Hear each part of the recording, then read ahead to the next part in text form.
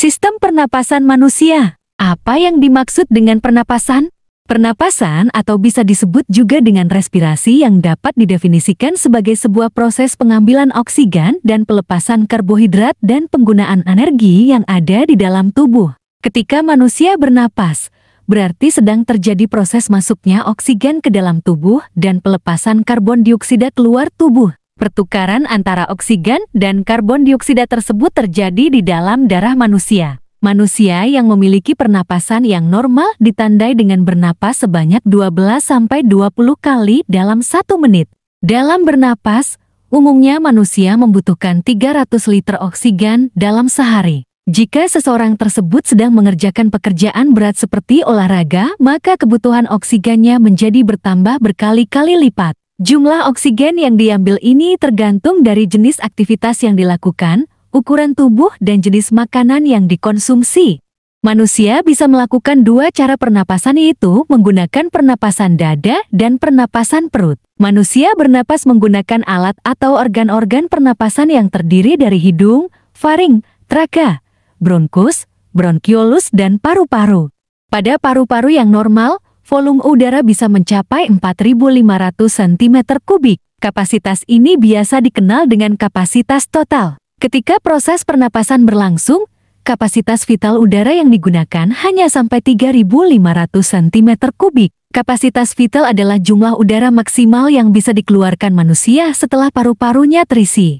Lalu kemana sisa yang 1000 cc-nya? 1000 cc yang tersisa adalah sisa udara yang tidak bisa digunakan. Sisa udara tersebut akan mengisi bagian paru-paru sebagai residu. Fungsi sistem pernapasan manusia. Yang pertama yaitu menghirup dan menghembuskan udara atau bernapas. Pada paru-paru, udara dihirup melalui rongga hidung dan mulut. Selanjutnya akan bergerak melalui faring, laring, dan trakea lalu menuju ke paru-paru. Selanjutnya udara akan dihembuskan keluar dan mengalir melalui jalur yang sama. Ketika sedang menghirup udara, diafragma dan tulang rusuk terangkat. Saat volume paru-paru meningkat, tekanan udara turun dan udara masuk.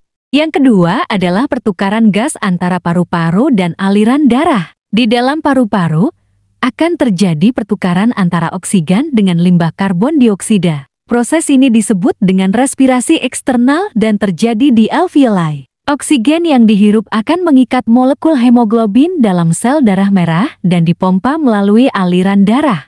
Yang ketiga adalah pertukaran gas antara aliran darah dan jaringan di dalam tubuh. Aliran darah akan mengalirkan oksigen ke sel tubuh dan membuang limbah karbon dioksida. Proses ini disebut respirasi internal. Pada proses ini, sel darah merah akan membawa oksigen yang diserap dari paru-paru ke seluruh.